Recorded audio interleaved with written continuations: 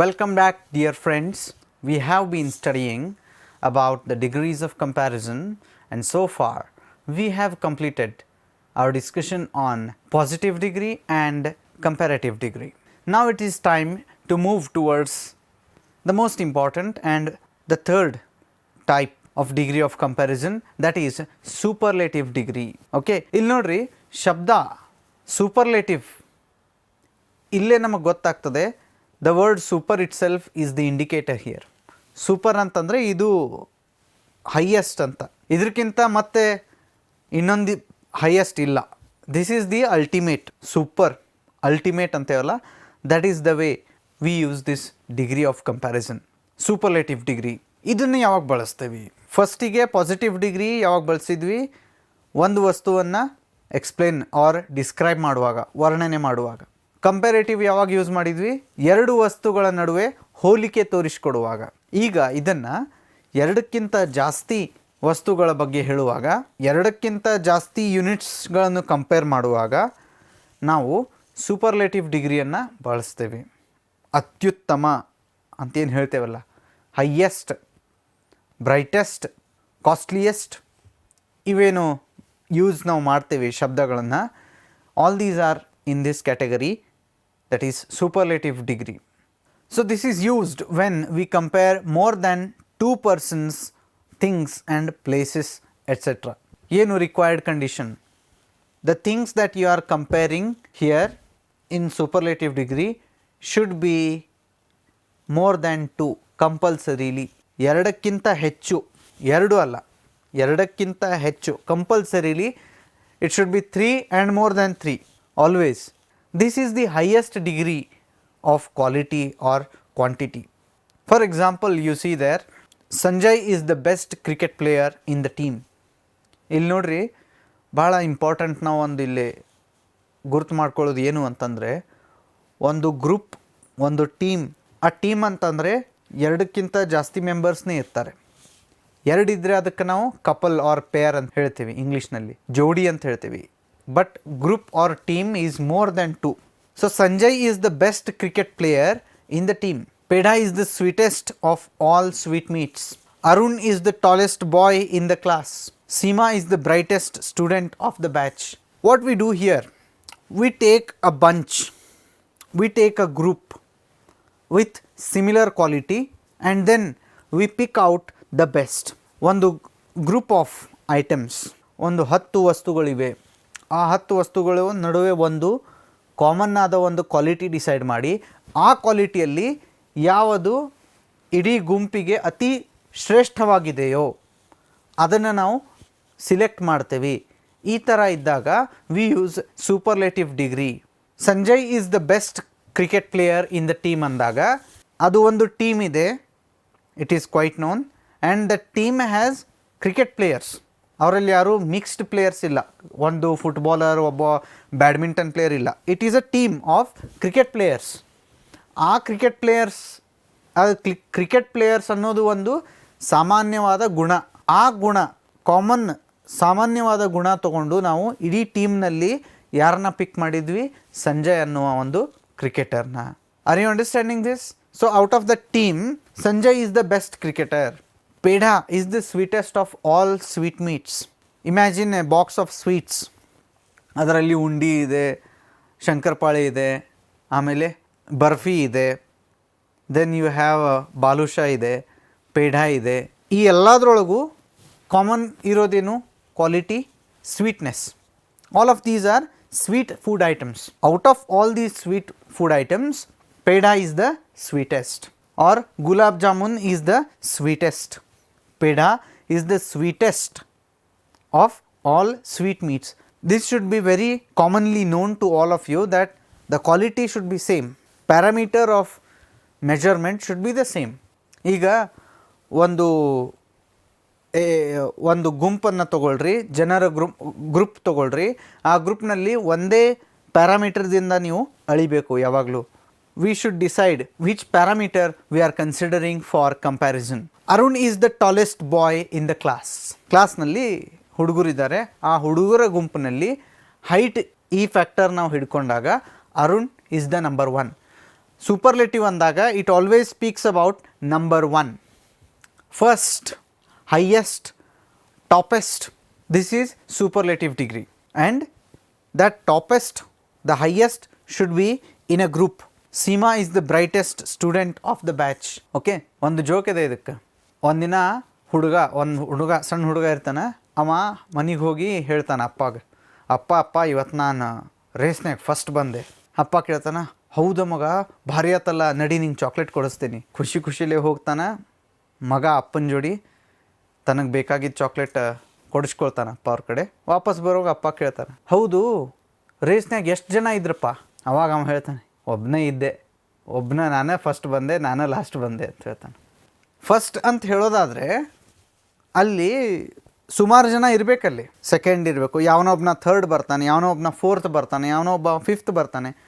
There should be a number of people. ಆವಾಗಲೇ ನೀವು you can decide ಫಸ್ಟೋ, ಸೆಕೆಂಡೋ, ಥರ್ಡೋ. It speaks about the position. Superlative degree is always about the first in a group.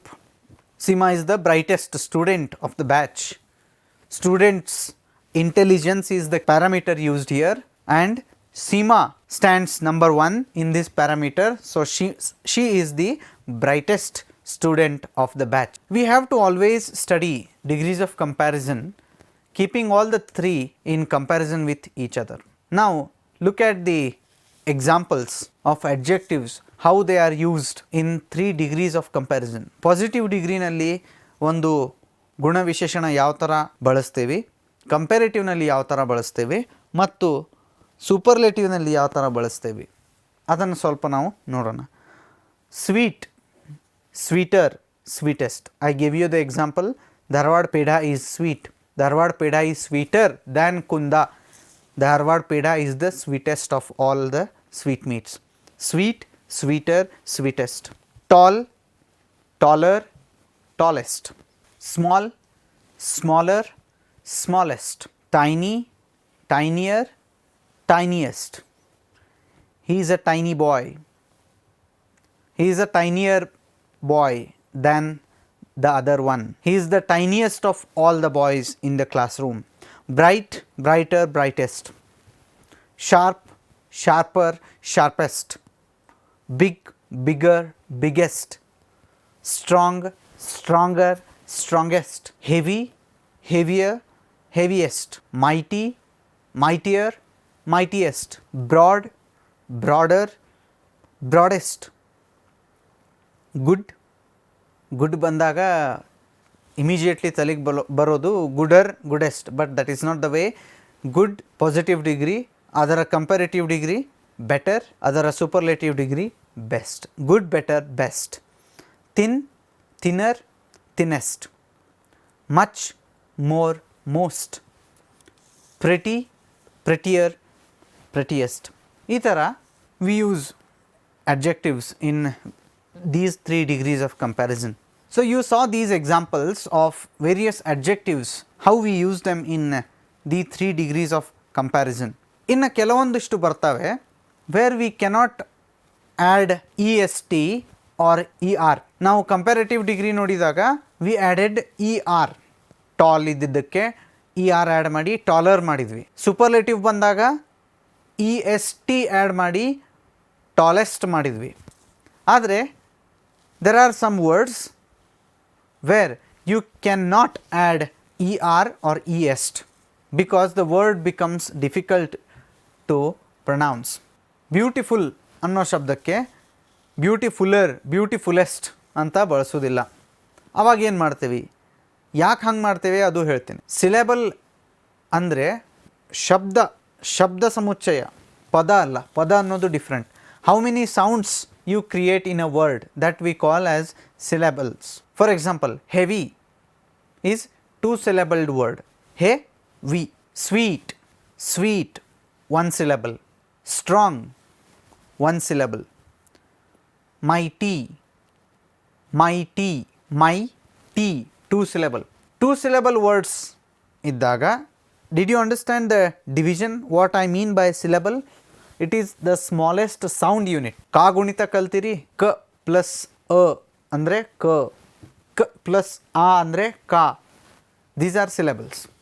It is a combination of one vowel sound with or without a consonant unit. ಅದು sound ಮೇಲೆ ಹೋಗ್ತದೆ, ಎಷ್ಟು letter ಬರ್ತೇವೆ ಅದರ ಮೇಲಲ್ಲ. That is a totally separate unit. You will study it in phonetics. Okay. Remember that when we have words which have more than 2 syllables, for example the word beautiful, look at that word and compare it with other word like mighty, mighty, 2 syllables. Beautiful, beautiful, beautiful, 3 syllables. So when you have words which have more than 2 syllables, you cannot add or you should not add er in comparative degree, and you should not add est to such words in superlative degree. So you cannot say beautiful, beautifuler, beautifulest. No. ಮತ್ತು ಹಂಗೆ ಬಂದಾಗ ಯಾವ ಥರ ಬಳಸಬೇಕು, ಯಾವ ಥರ degrees of comparison ಮಾಡಬೇಕು, ಅದು ಮಾಡಲಿಕ್ಕೆ ಬರ್ತದೋ ಇಲ್ಲೋ? ಬರ್ತದೆ. ಆವಾಗ ನಾವೇನು ಮಾಡಬೇಕು? For example I will give you a sentence. Rose is a beautiful flower. Okay, I want to compare it with another beautiful flower. Rose is beautiful. Idu positive degree. Rose is beautiful, or rose is a beautiful flower, or let us say simply rose is beautiful. Now I bring lotus to compare. Rose is more beautiful than lotus. Rose is more beautiful than lotus. Now I will bring many flowers. I will bring rose, I will bring jasmine, I will bring lotus, I will bring chameli, I will bring lily flower, I will bring orchid, and now I will compare all these flowers which are very beautiful. Now I will say that rose is the most beautiful flower. Rose is the most beautiful flower. Look at the 3 sentences I used here. Positive degree ಹೇಳುವಾಗ rose is beautiful. Comparative ಹೇಳಿದಾಗ rose is more beautiful than lotus. Superlative ಹೇಳುವಾಗ rose is the most beautiful flower. Are you understanding this? ಅಲ್ಲಿ ಏನು ಮಾಡಿದೆ ನಾನು? Beautiful ಅನ್ನೋದು 3 syllabled word. Beautiful, 3 syllabled. So I cannot add er or est. I simply used 2 extra words.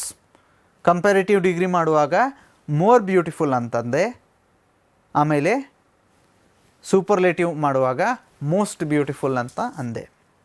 This rule you apply to all the other words which have more than 2 syllables. For example, another word, educated. Educated is an adjective. He is more educated ಅಂತೇವಿ. But more sharp ಅನ್ನೋದಿಲ್ಲ, ಯಾಕಂದರೆ sharp is only 1 syllable word. We use sharp, sharper, sharpest. Educated, more educated, most educated. ಈ ಥರ we use the degrees of comparison in our day to day language. Now look at these words. John is as tall as Tim. Okay, before moving to the different types of sentences we can make with degrees of comparison, I want you to always remember that in superlative degree ನಾವು ಯಾವಾಗಲೂ ಆ ಕ್ವಾಲಿಟಿಯದ highest form ಹೇಳುವಾಗ, for example the most beautiful, the brightest, the sharpest, the tallest, sharpest, brightest, youngest, oldest, est ಹಚ್ಚಿದ ಶಬ್ದದ ಮುಂಚೆ ಯಾವಾಗಲೂ compulsorily we have to use the definite article the. This is a mandatory rule for superlative degree.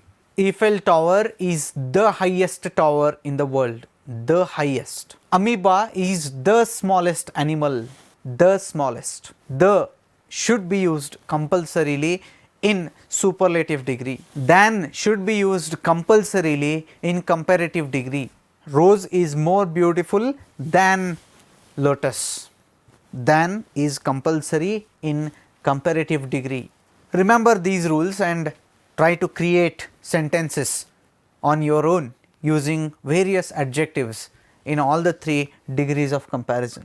Now let us have a look at different ways of using sentences in degrees of comparison. ಈಗ okay, I take two boys in a class and I compare them with their height. Both are equal in height. ಅವಾಗ ಯಾವ ಥರ ಹೇಳಬೇಕು? ಯಾರೋ ಒಬ್ಬ height ಇದ್ದರೆ ನಾವು easily we can use the comparative degree and say he is taller than him. Ramesh is taller than Suresh ಹೇಳಿದ್ವಿ. But ನಾವು Ramesh is equal to Suresh in height. ಆವಾಗ ಯಾವ ಥರ ಹೇಳ್ತೀವಿ, ಯಾವ ಥರ ಹೇಳಬೇಕು? Look at the first example here. John is as tall as Tim, as tall as sharp as bright as smart as ಅಂತಂದರೆ ಅಲ್ಲಿ it shows they are equals. ಯಾವಾಗಲೂ ಈಕ್ವಲ್ ಕ್ವಾಂಟಿಟಿ ಇದ್ದಾಗ, ಈಕ್ವಲ್ ಕ್ವಾಲಿಟಿ ಇದ್ದಾಗ, ಅದರ ಪ್ರಮಾಣವೂ ಈಕ್ವಲ್ ಇದ್ದಾಗ we use as dash as. ಆ ಡ್ಯಾಶ್ನಲ್ಲಿ ಅಡ್ಜೆಕ್ಟಿವ್ ನಾವು ಯಾವ ಪ್ಯಾರಾಮೀಟರ್ ಹಿಡಿತಿದ್ದೇವೋ, ಕನ್ಸಿಡರ್ ಮಾಡ್ತಾ ಇದ್ದೇವೋ, ಟಾಲ್ ಇರ್ಬೋದು, ಶಾರ್ಟ್ ಇರ್ಬೋದು, ಸ್ಮಾರ್ಟ್ ಇರ್ಬೋದು, ಸ್ವೀಟ್ ಇರ್ಬೋದು, ಲಕ್ಕಿ ಇರ್ಬೋದು, ಯಾವುದೇ ಪ್ಯಾರಾಮೀಟರ್ ಹಿಡಿತೇವೆ ಅದನ್ನು ನಾವು ಅಲ್ಲೇ ಆ್ಯಸ್ ಇಟ್ ಈಸ್ ಇಡ್ತೇವೆ. For example this is the number 1 example. John is as tall as Tim. Tim ಮತ್ತು ಜಾನ್ ಹೈಟ್ನಲ್ಲಿ ವ್ಯತ್ಯಾಸ ಇಲ್ಲ, both are equal in height. John is as tall as Tim. ಇದೇ ಸೆಂಟೆನ್ಸ್ ನಾನು ಬೇರೆ ಥರನೂ ಹೇಳ್ಬೋದು. ಯಾವ ಥರ? ಜಾನ್ನ ಹೈಟ್ ಇದೆ ನೋಡ್ರಿ. In the first sentence John is as tall as Tim ಅಂತಂದಾಗ I use the adjective tall in positive degree. ಯಾಕಂದರೆ ಅಲ್ಲಿ ಇ ಆರ್ ಆ್ಯಡ್ ಮಾಡಿಲ್ಲ ಅಥವಾ ಇ ಎಸ್ ಟಿನೂ ಆ್ಯಡ್ ಮಾಡಿಲ್ಲ. John is as tall as Tim. ನಾವು the same sentence I want to convert it into comparative degree. How will I make it? John is neither taller nor shorter than Tim. John is, ಈಗ ಸ್ವಲ್ಪ ದಿನ ಹೋಗ್ತದೆ, both are growing boys, John becomes taller. ಆವಾಗ John is taller than Tim. You see, I used the word than compulsorily because it is a comparative degree. I used taller. Okay. After some days, John becomes the tallest boy in the class. Then I say, John is the tallest boy among the group. ಇಡೀ ಎಲ್ಲ ಹುಡುಗರ ಗುಂಪಿನಲ್ಲಿ John is the tallest. ಇದನ್ನೇ ನಾನು ಇನ್ನೊಂದು ರೀತಿಯಲ್ಲಿ ಹೇಳ್ಬೋದು. Okay, sometimes you are asked to convert superlative degree into positive degree. ಅರ್ಥ ಬದಲಿ ಮಾಡದೇನೆ ಅದೇ ಸೆಂಟೆನ್ಸ್ನ ಬೇರೆ ರೀತಿ ಹೇಳ್ಬೋದು. John is the tallest boy among the group ಅಂತಂದರೆ ನಾವು ಬೇರೆ ಥರ ಹೇಳೋದಾದರೆ, ಇನ್ನು ಯಾವ ಹುಡುಗನೂ ಜಾನ್ನಷ್ಟು ಹೈಟ್ ಇಲ್ಲ, ಅದಕ್ಕೆ ನಾವು ಜಾನ್ ಈಸ್ ದ ಟಾಲೆಸ್ಟ್ ಅಂತಂದ್ವಿ. None of the boys is as tall as John. ಇಲ್ಲಿ ನೋಡ್ರಿ, ಅರ್ಥ same. John is the tallest boy among the boys. None of the boys is as tall as John. Artha same. But the way I tell it is different. So this is called as converting into different degrees of comparison. Then another example I gave you of rose. Rose is a beautiful flower. Okay, simple. It is positive degree. Rose is neither more beautiful nor uglier than lotus. Now I am comparing two things. Okay, rose ಮತ್ತೆ lotus ಎರಡು equally beautiful ಇದ್ದಾವೆ, ಎರಡು equally ಭಾಳ ಚಂದ ಇದ್ದಾವೆ, ಎರಡೂ ಅಷ್ಟೇ ಚಂದ ಇದ್ದಾವೆ. ಆವಾಗ rose is neither more beautiful ನಾರ್ ಅಗ್ಲಿಯರ್ ದ್ಯಾನ್ ಲೋಟಸ್. ಇದನ್ನೇ ಮತ್ತೊಂದು ಥರ ಯಾವ್ದು ಹೇಳ್ಬೋದು? So now I said it in comparative degree. If I want to say it in positive degree, rose is as beautiful as lotus. ಎರಡು ಅಷ್ಟೇ ಚೆನ್ನಾಗಿವೆ. Rose is more beautiful than lotus. Now after some days rose becomes more beautiful.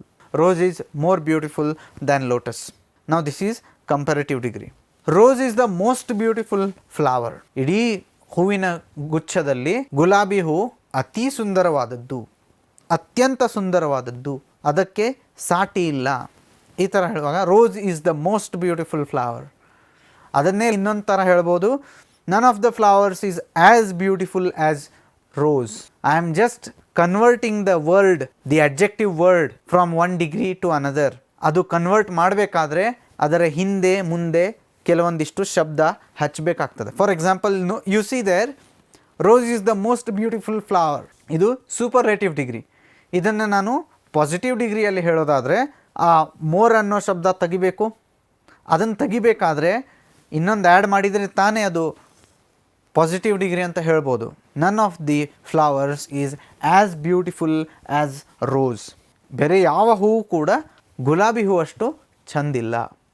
ಈ ಥರ ನಾವು we have to play with the words, we have to add some words, delete some words and try to convert the degree of comparison. It is just a game of words. You have to play it.